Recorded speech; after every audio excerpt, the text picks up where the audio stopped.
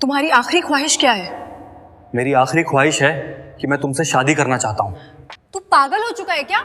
हाँ हाँ, मैं पागल हो चुका हूँ। आज मान जा रही हूँ, दोबारा नहीं कहना। ठीक है मैडम, दोबारा नहीं कहूँगा। एक कैदी जिसे सजाए मौत सुनाई जा चुकी थी, जब उससे आखिरी ख्वाहिश पूछी गई तो उसने ऐसी फरमाइश कर दी कि पूरी जेल में सनसनी फैल गई।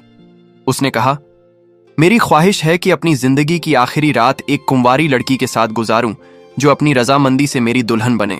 मंदिर में ऐलान करवा दें। क्या कोई लड़की इसके लिए तैयार है? पुलिस वाले एक दूसरे का मुंह ताकने लगे। क्या वाकई उसकी यह ख्वाहिश पूरी हो सकती थी? वह लड़की कहां से आएगी? और अगर शादी हो भी गई तो उस रात क्या होगा? मेरा नाम मीनाक्षी वर्मा है। मैं 30 बरस की लेडी इंस्पेक्टर हूं। मेरी जिंदगी का ज्यादातर हिस्सा अदालतों, थानों और इन्हीं जेल की दीवारों के बीच गुजरा है। मैंने बेशुमार चेहरे देखे, कुछ नरम, कुछ सख्त, कुछ मासूम नजर आने वाले और कुछ पत्थर दिल। लेकिन कैदी नंबर 719 विक्रम ने मुझे अजीब सी कशमकश में डाल दिया था। वह आम मुजरिम नहीं लगता था। आंखों में एक गहरी उदासी और चेहरे पर ऐसा सुकून जैसे सब कुछ समझकर भी खामोश बैठा हो। वह सिर्फ 19 बरस का था। यह बात मेरे दिल में तीर की तरह चुभती थी कि जिस लड़के ने अभी दुनिया को ढंग से देखा भी नहीं, उसे अब दुनिया से रुखसत होना है। वह कम ही बोलता जैसे अल्फाज पास हो, मगर काम के ना हो, या शायद वह कहना ही ना चाहता हो। कई बार दिल चाहा पूछूं, विक्रम, तुमने कौन सा ऐसा गुनाह किया जिसकी सजा मौत ठहरी? मगर उसके चेहरे पर बिखरी हुई मायूसी मेरे होंठ सी देती। पुलिस की नौकरी ने मुझे सख्त दिल बना दिया था, मगर 719 के सामने दिल में एक नरमी सी जाग उठती। मैं जानती थी कि यहां कैदियों के साथ निजी राब्ता रखना मना है, कानून सख्त है। उसके बावजूद अंदर कहीं कोई सवाल बार बार सर उठाता, क्या यह लड़का वाकई मुजरिम है या हालात का शिकार? इसी सोच के बीच आज मुझे एक खास हुक्म मिला था। एक ऐसा हुक्म जो न सिर्फ विक्रम की आखिरी ख्वाहिश से जुड़ा था, बल्कि आने वाले कुछ दिनों में हमारी पूरी जेल को हिला देने वाला था। 2 दिन बाद कैदी नंबर 719 को सजाए मौत दी जानी थी। इस दौरान उसे अपनी मां और वालिद से आखिरी बार मिलने की इजाजत मिली। यह खबर सुनते ही मेरे दिल में एक अजीब सी बेचैनी फैल गई। जेल के माहौल में सख्ती आम बात थी, मगर आज फिजा में उदासी और डर की मिलीजुली कैफियत थी। मैं जानती थी कि सजाए मौत पाने वाले हर कैदी को आखिरी ख्वाहिश जाहिर करने का हक दिया जाता है, चाहे वह कोई खास खाना हो, मुलाकात हो या कोई और तमन्ना।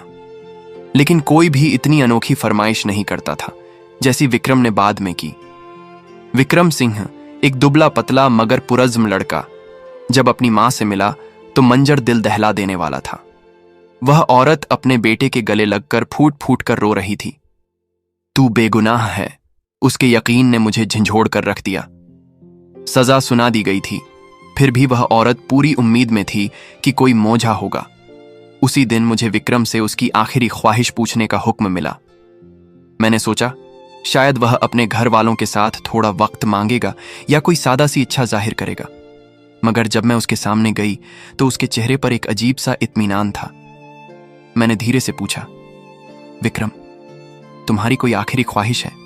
जो कहो पूरी करने की कोशिश की जाएगी।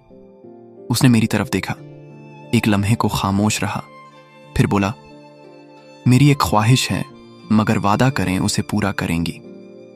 मैंने जवाब दिया, यह हर कैदी का हक होता है। तुम्हारी ख्वाहिश पूरी करने की पूरी कोशिश होगी। मैंने समझा शायद वह किसी से मिलना चाहता है, मगर जब मैं उसे सुपरिंटेंडेंट एसपी साहब के पास ले गई और उन्होंने नरमी से पूछा, बेटा, तुम्हारी आखिरी ख्वाहिश क्या है, तो उसके लब्बों से जो अल्फाज निकले उन्होंने पूरा कमरा सन्न कर दिया। विक्रम ने कहा, मैं जिंदगी में पहली और आखिरी बार शादी करना चाहता हूं। अपनी बीवी के साथ एक रात गुजारना चाहता हूं, फांसी से पहले। विक्रम की बात सुनते ही कमरे में सन्नाटा छा गया। मैं, एसपी साहब और बाकी अफसर सब हैरत से एक दूसरे का मुंह देखने लगे। एसपी साहब ने कुछ लम्हों की खामोशी के बाद संजीदगी से कहा, बेटा, शादी तो हम करवा सकते हैं, लेकिन सोचो कौन लड़की तुमसे शादी करेगी जब सब जानते हैं कि तुम्हें 2 दिन बाद सजाए मौत दी जाने वाली है। तुम गरीब घराने से हो, न कोई दौलत न असर रसूख, कोई लड़की अपनी जिंदगी एक दिन की दुल्हन बनने के लिए क्यों बर्बाद करेगी? विक्रम खामोशी से सुनता रहा। चेहरे पर अजीब सा सुकून था। फिर बोला, मैं अपनी बात पर कायम हूं सर, मेरी आखिरी ख्वाहिश यही है। एसपी साहब ने थोड़ा गुस्से में कहा, कोई और ख्वाहिश मांग लो, कुछ खाना, किसी से मुलाकात या किसी जगह जाना। शादी मुमकिन नहीं। विक्रम ने धीमे लहजे में कहा, सर आप फिक्र ना करें, मेरी शादी खुद ब खुद हो जाएगी। बस आप एक काम करें, मंदिर में ऐलान करवा दें कि कैदी विक्रम सिंह अपनी सजाए मौत से पहले एक दिन के लिए शादी करना चाहता है, किसी ऐसी औरत से जो अपनी मर्जी से उसकी दुल्हन बने। यह सुनकर मैं बेख्तियार चौंक उठी। पूरे कमरे में खामोशी पसर गई। सबके चेहरों पर हैरत थी कि कोई कैदी इतनी अजीब शर्त कैसे रख सकता है। विक्रम ने हमारी खामोशी तोड़ते हुए कहा, अगर कोई औरत राजी हो गई तो उसे रोकना मत, वरना मैं कोई और ख्वाहिश नहीं करूंगा, फिर चाहे मुझे फौरन फांसी दे दी जाए। उसकी आंखों में ऐसी सच्चाई थी कि किसी को इनकार करते नहीं बना। एसपी साहब ने कंधे उचकाते हुए कहा, ठीक है, ऐलान करवा देते हैं, मगर हमें यकीन है कोई औरत नहीं आएगी। भला कौन ऐसी शर्त पर शादी करेगा? उसी शाम जेल के करीब वाक़े मंदिर से ऐलान गूंज उठा, कैदी नंबर 719 विक्रम सिंह अपनी आखिरी ख्वाहिश के तौर पर एक दिन के लिए किसी औरत से शादी करना चाहता है। अगर कोई औरत अपनी मर्जी से राजी हो तो वह जेल इंतजामिया से राब्ता करे। यह ऐलान पूरे जयपुर में फैल गया, मगर हमारे दिलों में यकीन था कि कोई नहीं आएगा। हम सबका यही ख्याल था कि कोई भी औरत ऐसी शर्त पर आगे नहीं आएगी। विक्रम एक गरीब घराने से था, न शोहरत न हैसियत। उसे कौन दुल्हन के रूप में कबूल करता? हमें यह सब एक मजाक सा लगा। मगर ऐलान के सिर्फ 1 घंटे बाद एक सिपाही हांफता हुआ मेरे ऑफिस में आया।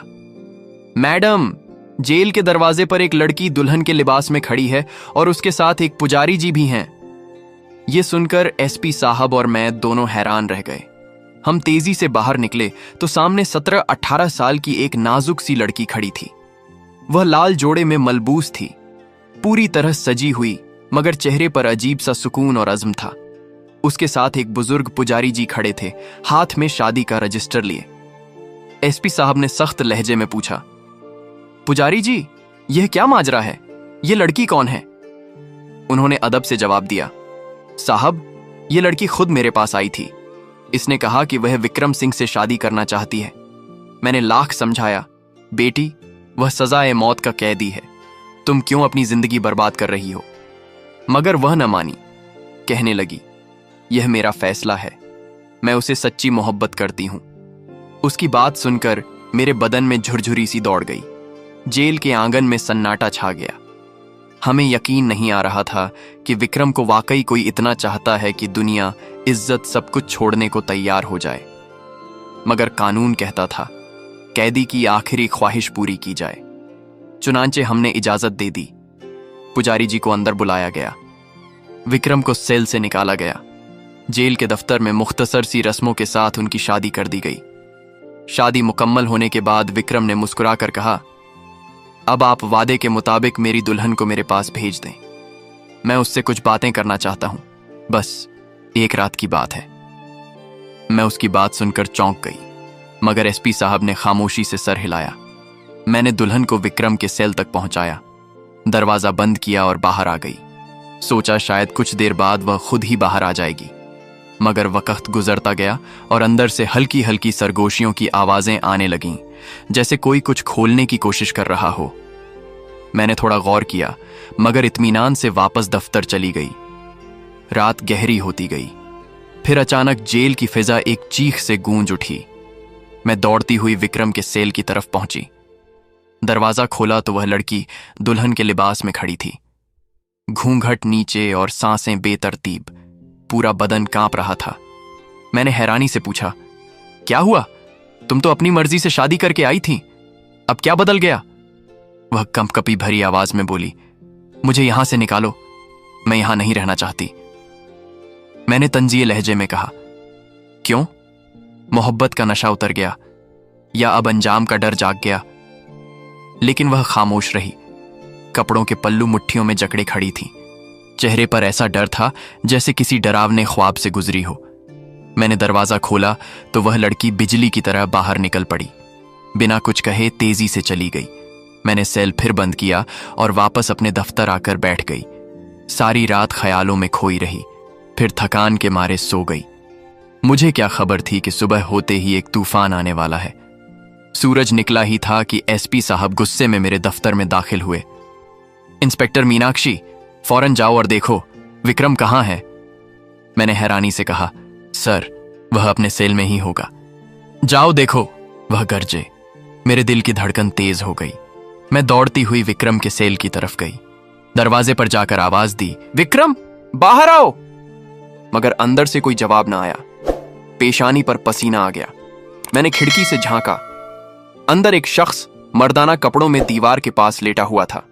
मैंने दरवाजा खोला, आगे बढ़ी और जैसे ही उस शख्स को सीधा किया, मेरे पांव तले जमीन खिसक गई। यह वही लड़की थी जो कल दुल्हन बनकर आई थी। अब वह विक्रम के कपड़ों में मलबूस बेहोश पड़ी थी। मेरे हाथ कांपने लगे। एसपी साहब भी वहां पहुंच गए। नजारा देखकर उन्होंने दहाड़ लगाई, यह क्या तमाशा है? विक्रम कहां है? मैं कुछ बोल न सकी। वे चिल्लाए, तुम्हारी लापरवाही ने जेल का निजाम हिला दिया। एक सजाए मौत का कैदी फरार हो गया है। मैं सदमे में थी। दिमाग सुन्न सा हो गया था।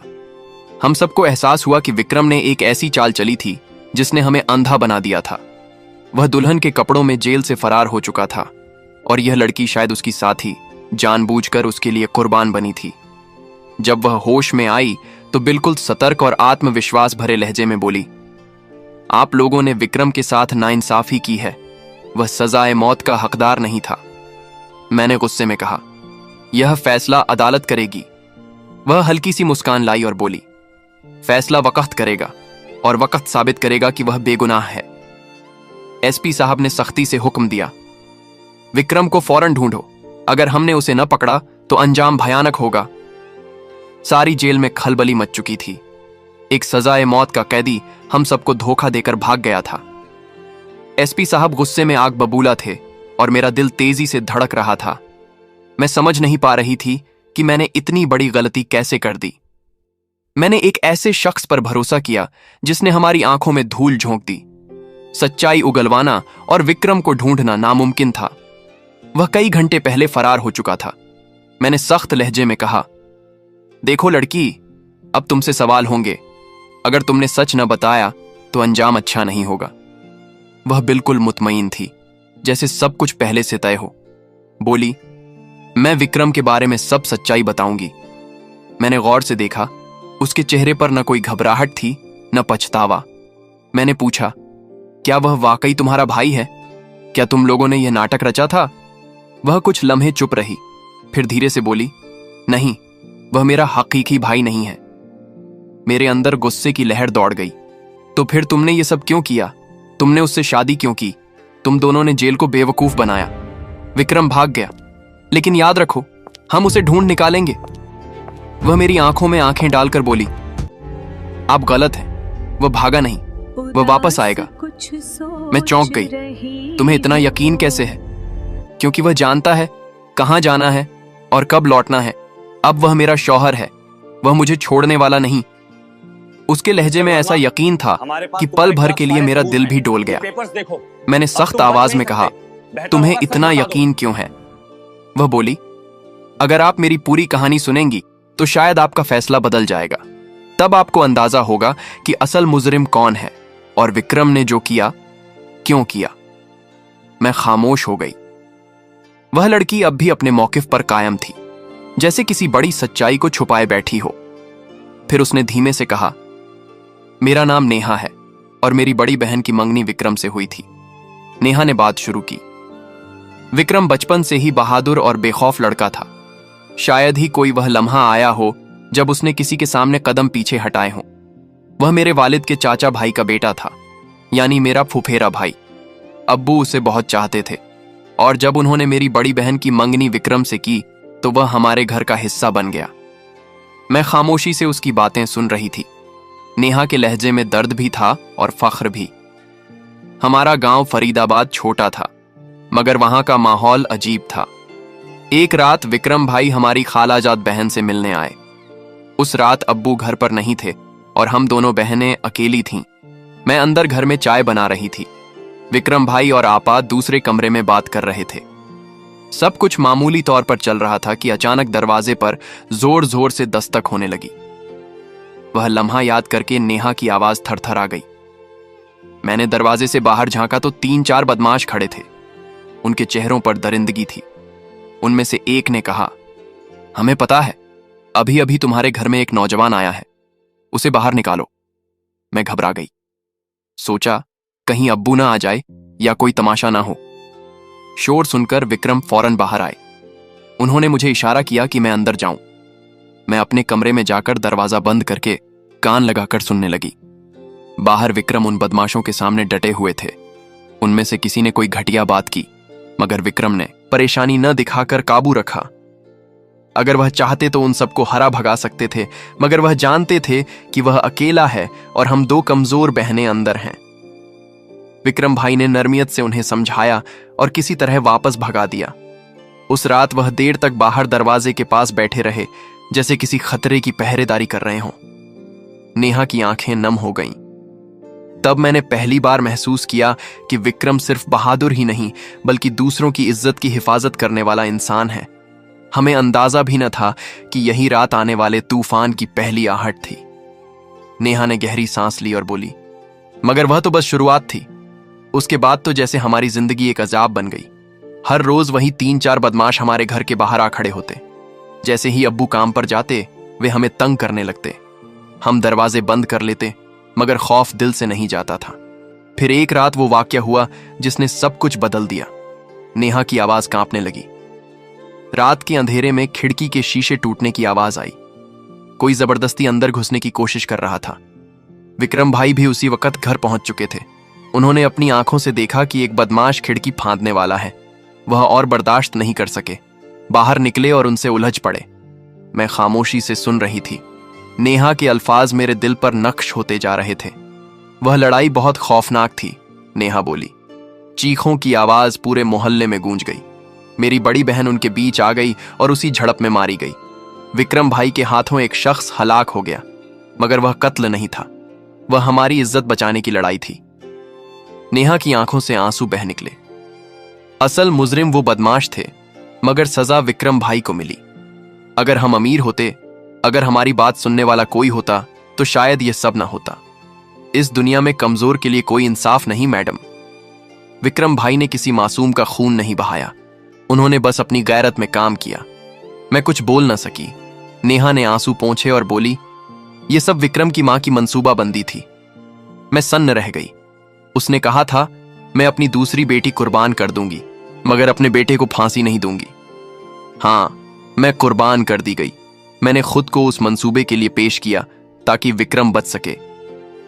उसकी मां ने उसे दिल्ली के एक बड़े वकील के पास भेजा, वही वकील जिसकी जान विक्रम ने बरसों पहले बचाई थी। वो वकील अदालत में पहुंचा और सच्चाई सामने आ गई। साबित हो गया कि विक्रम ने अपनी इज्जत की हिफाजत में लड़ाई की थी, गुनाह नहीं किया था। अदालत ने उसे बाइज्जत बरी कर दिया। नेहा की आंखों में चमक आ गई। विक्रम को सजाए मौत नहीं हुई, वह रिहा हो गया। मैं देर तक खामोश बैठी रही। नेहा जा चुकी थी, मगर उसकी कहानी मेरे दिल में रह गई। मैंने खिड़की से बाहर देखा। आसमान पर हल्की सुबह की रोशनी फैल रही थी। मैंने दिल में सोचा, कुछ कहानियां वक्त के साथ मिट नहीं पाती, वो हमेशा दिल के किसी कोने में जिंदा रहती हैं। दोस्तों, यह कहानी केवल मनोरंजन और शिक्षा के उद्देश्य से बनाई गई है। इसमें दिखाए गए सभी पात्र, घटनाएं और संवाद काल्पनिक हैं। किसी भी वास्तविक व्यक्ति, संस्था या घटना से इनका कोई संबंध नहीं है। कृपया इसे केवल कहानी के रूप में देखें और इसका आनंद लें। हम किसी की भावनाओं को ठेस पहुंचाना नहीं चाहते। अगर कहानी अच्छी लगी हो तो प्लीज हमारे चैनल को सब्सक्राइब और वीडियो को एक लाइक जरूर करें। धन्यवाद।